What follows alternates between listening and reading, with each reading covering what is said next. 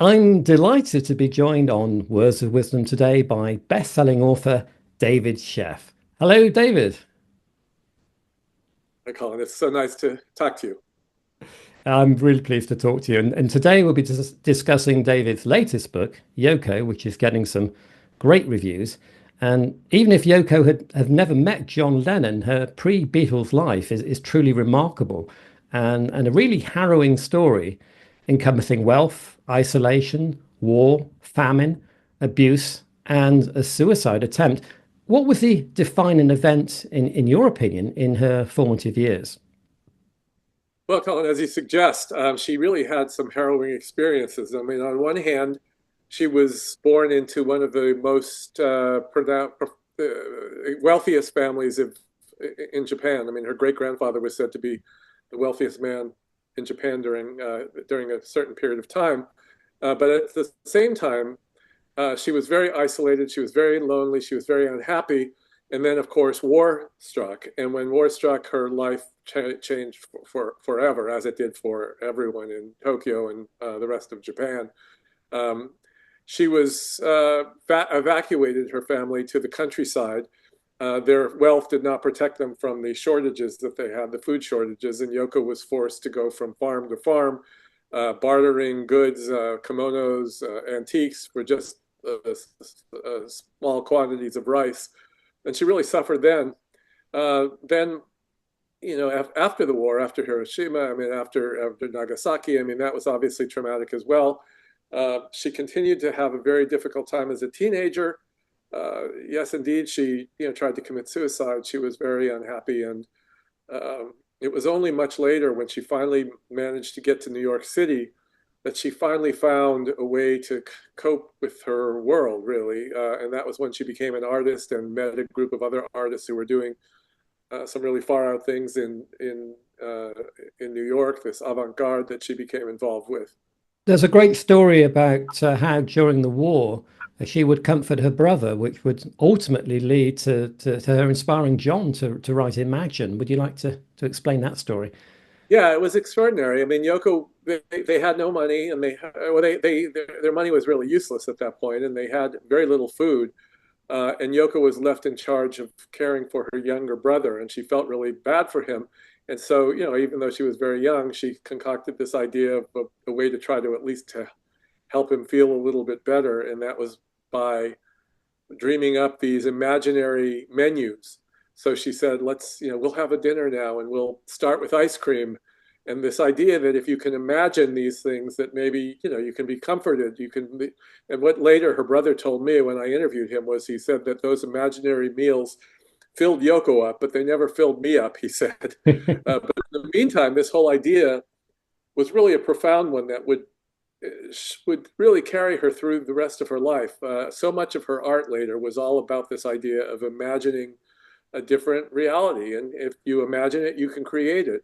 And eventually, of course, that led to a song that she co-wrote, originally didn't get credit for, but it was the song Imagine.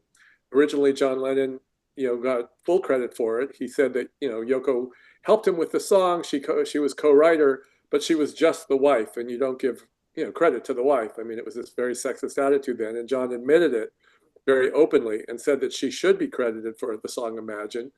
Um, Imagine all the people sharing all the world was a Yoko concept. Eventually, in 2017, Yoko did get credit for the song. And now, if you look up the song, you see that it is credited by Imagine by John Lennon and Yoko Ono. And obviously, the line above us, only sky. The sky is a recurring motif in Yoko's work. It is as well. When she was very young and she was evacuated to the country, they had a home that was not fully constructed, and the roof wasn't fully built. So, even as she was depressed, even as there was all this horror around her, and even as she was traumatized, she would look at the sky and look at the clouds, and felt that that was somehow how she was able to cope with what she was facing. And that continued to be a motif in the work that she did in the future. Looking at the sky was, she had these art pieces that she would create that was all about, she put a camera on the roof of a building that brought in the sky into it onto a TV monitor inside an art gallery. And this idea that if you look at the sky, you can be reminded that there is a bigger universe out there, that there is hope, and that's what so much of her work was about. From your book, you get a real feeling of the person she is and how that went on to inform her art and the rest of her life from an early age. I find the period when John and Yoko moved from England to New York and to Greenwich Village really fascinating. And you describe it really well in your book. What's your main takeaway from the new one-to-one documentary covering John and Yoko's Bank Street period? Oh my gosh, I loved the film. I was delighted to see it, and it was the sound was they completely re Sean Lennon, actually, Sean Yoko's son and John's son, Sean Lennon, was the one who mastered all the music in the film, and that was a reminder of a time when both it was one of the most gratifying times in both of their lives, and certainly John, emerging from the Beatles, was expressing himself in a new way, and he was thrilled by it. But at the same time, you can also see where some of the vilification of Yoko came from, because Yoko was up there with John. For people who were used to the Beatles music and loved the Beatles, they saw John performing a style of music that was just, it was just pretty out there, pretty wild, accompanied by his wife, Yoko, who was vocalizing, screaming, moaning, putting all this energy out there that was not what people knew about, not what people expected. And so some of the hatred towards Yoko really was, amplified during that period. So it was this combination of of their experience, which was this joyful, exciting, enlivening, free experience, and the experience of that they eventually had to deal with, which was the reaction, which was not positive at all. It was quite a brave and bold move to combine the commercial with the artistic, wasn't it? It was, and it was one that was, incredibly controversial, and I think they suffered a lot for it. I mean, the way that they were received. I interviewed Klaus Vormann, the bass player, an artist who performed with them and also knew the Beatles well, and he described the difference between their experience, this sort of elation, this joy, and the reaction of the audience. He said that there was a different concert that they did, one that preceded the one-to-one concert, that was done in Toronto, and it was called the Live Peace Concert. And he said that they were on stage performing and just feeling that it was, remarkable and that people were loving it. And because the music was so loud, they couldn't hear the reality, which was that the audience was booing them. And it was only later that it was really disheartening when they learned that that the reaction to the audience from the audience was not what they expected. And how did Klaus feel being in the middle of these more experimental pieces? He said that he was thrilled by it. He said that he got it from the beginning. He said that the criticism of Yoko as someone who was up there, screaming, tuneless, hollering, caterwauling, he said it was really about Yoko's. It was just part of her art, which was Yoko was up there vocalizing the rage that she felt about her own pain and also about the state of the world. I mean, it was a time when there was, the Vietnam War was going on during this period, and Yoko was screaming out for peace. So he was thrilled by it. And he said that he was as surprised as John and Yoko were at the end of this when they heard that people were booing, at this concert, because he thought it was this celebration and this sort of wild political statement about the state of the world. So that brings us to 1972 and the one-to-one concert in Madison Square Garden. How did John and Yoko feel before they went out on stage? I know they extensively rehearsed. There was about 4 or 5 days of rehearsals, but with the background you just described, was there some trepidation about walking out on stage and into that kind of atmosphere? I think there was some. I don't know a lot about that period. That was really the focus of that of that documentary, which is so fabulous. But from what the little we did talk about it, I interviewed John and Yoko in 1980, and so we went back and looked at some of that period, and that indeed they had been shocked by some of the reaction and hurt by it. People thought, oh, it's John and Yoko; they're above all the reaction. They don't care that Yoko was vilified by so many people. they were above and immune to some of the hatred that was poured toward, forth on her, but they weren't. And I think that there was some trepidation. I think there was some anxiety about it. And John, described always being very nervous before he would perform. And since they hadn't performed, this was a new venue and new musicians. I think it was very much something that was worrying to them. But at the same time, I think that ultimately it was this celebration, this phenomenal, which you can see if you see that film. Well, you mentioned that the last major interview with John, and you conducted that over a 3 week period. Were you surprised at how readily John opened up about his life and, in particular, the Beatles period? I was completely stunned by it. I mean, I was only 24 years old when I started that interview, and I had gotten it, just by luck. I was given an assignment by Playboy magazine editor to go forward and see if I could get in touch with Yoko and John, who were rumored to be going back into the recording studio after this 5 year hiatus. And I was able to get through to a producer who was working with them, who passed along a telegram that I'd sent him to Yoko. I was called by one of Yoko's assistants who wanted to know when I was born and where I was born. I provided the information. Apparently, Yoko made many of her decisions based on numerological and astrological information and charting and tarot card reading. And based on those, she agreed to meet with me. I lived in California at the time, and I flew to New York, met with Yoko, and she ultimately agreed to go forward with the interview. And I found myself sitting across from John and Yoko at a time that they were just emerging from this period of a very quiet life when they had their son Sean. They'd lived about 5 years without making music, without giving interviews, and so it was.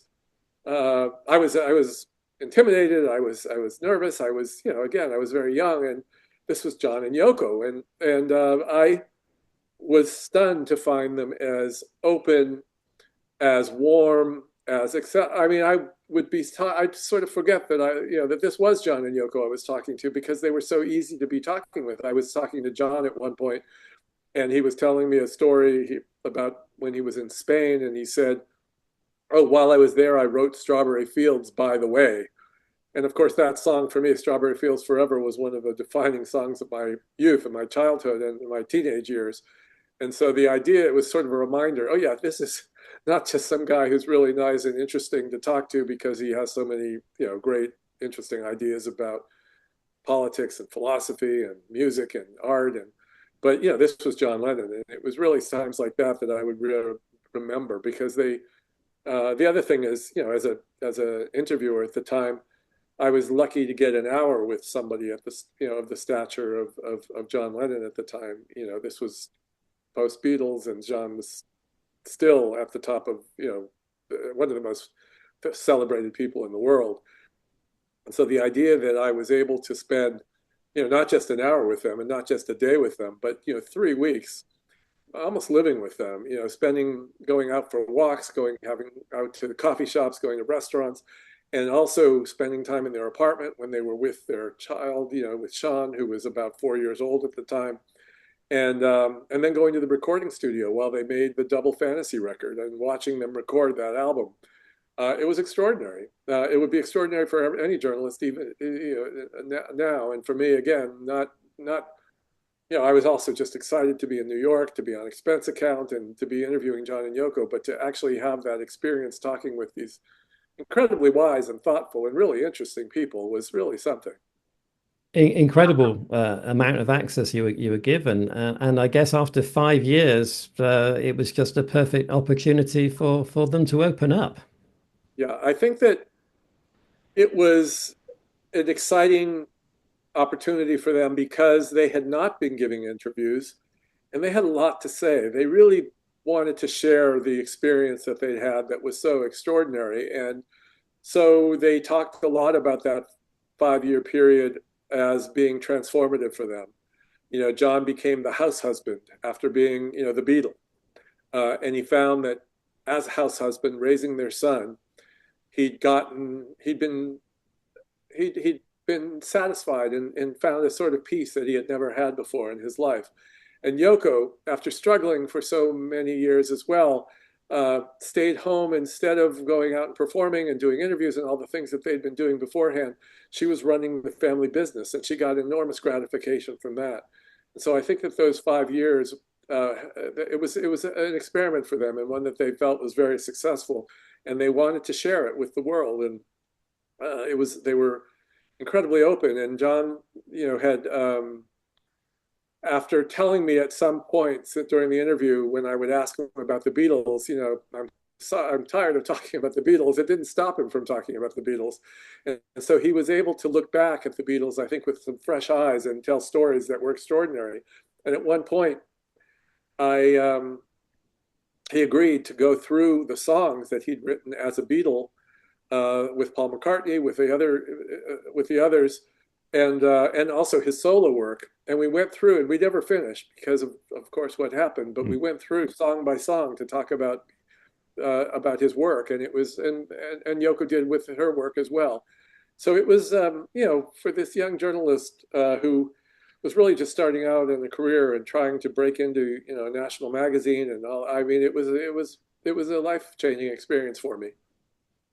You interviewed John and Yoko both together and separately, but was John more open when he was alone? No, the thing that was really interesting actually was that John was. They both were obsessed with the other. I mean, they really were in love in a way that I had was remarkable to be around, and you felt it and you saw it.